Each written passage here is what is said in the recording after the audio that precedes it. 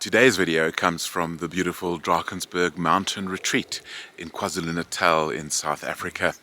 And today I want to tell you about a team that I worked on that was one of the most amazing and effective teams, still along the theme of collaboration and synergy. Let's explore that.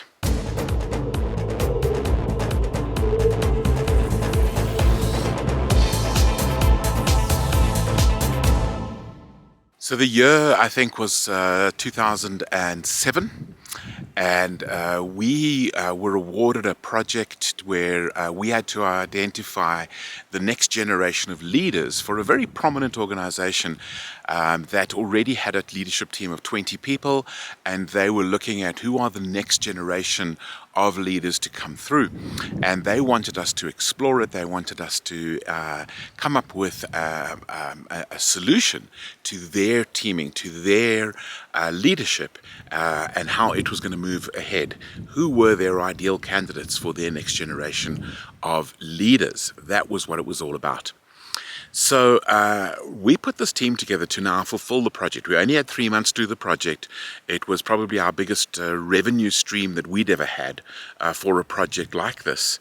And so you would think we would be very, very careful about how we put the team together.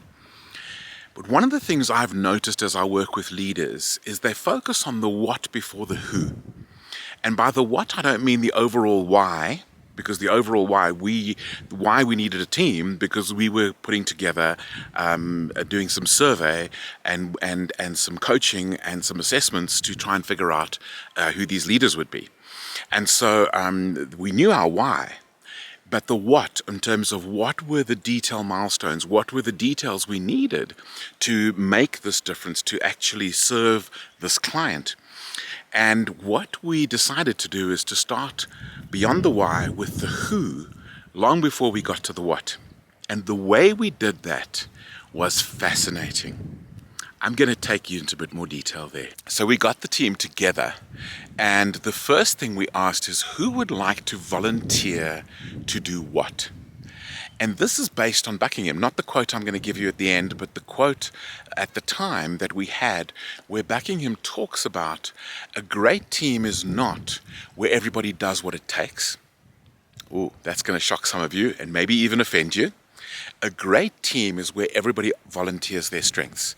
Now, if you think of a sport like rugby, this makes a lot of sense. Somebody who is built like a prop forward should probably not be playing scrum half, and so on. You know, somebody who's tiny should not be playing lock. We play to people's strengths, and people can volunteer their strengths to the team. Plan B is the alternative. So the plan B is, for example, where the scrum half is now locked inside the scrum, and a prop forward could temporarily take on the role. That's fine. But plan A is always to play to our strengths and to volunteer our strengths to the team. And so this is what we did for this team, for this consulting project, this 3-month project, is we asked everybody to say, what would you like to contribute to this why we exist as a team? And it was fascinating. We got people volunteering and getting excited about their contributions and their roles. And the one person was saying, I want to do all the assessments and the admin. And somebody else was saying, I want to do all the coaching. And so it went on. And there were even volunteers to do the final report writing, which we knew would probably be one of those things where we end up working through the night, right at the end, putting it all together. And so on that basis, we put this together, and we then said, okay, if everybody does what they've volunteered to do, will we have a successful project? In other words, will we fulfill our why? And we looked at it and we said, yes, we would. So then we detailed how we're going to work together and what are the milestones, what are all the details that we wanted. And it was literally one of the most successful projects. The client came back to us and said that we probably overachieved by about double what they expected. And that is what happens when you have teams where we volunteer our strengths. And so our quote this week is from Marcus Buckingham, talking about how in the best teams, in great teams, it's everybody knows what they can rely on each other for. And that's what we want to be doing. That's what we want in our teams. That's going to give us collaboration. That's going to give us synergy. That's going to give us exponential results. That's going to give us 1 + 1 is 11. What about your team? What's your greatest team?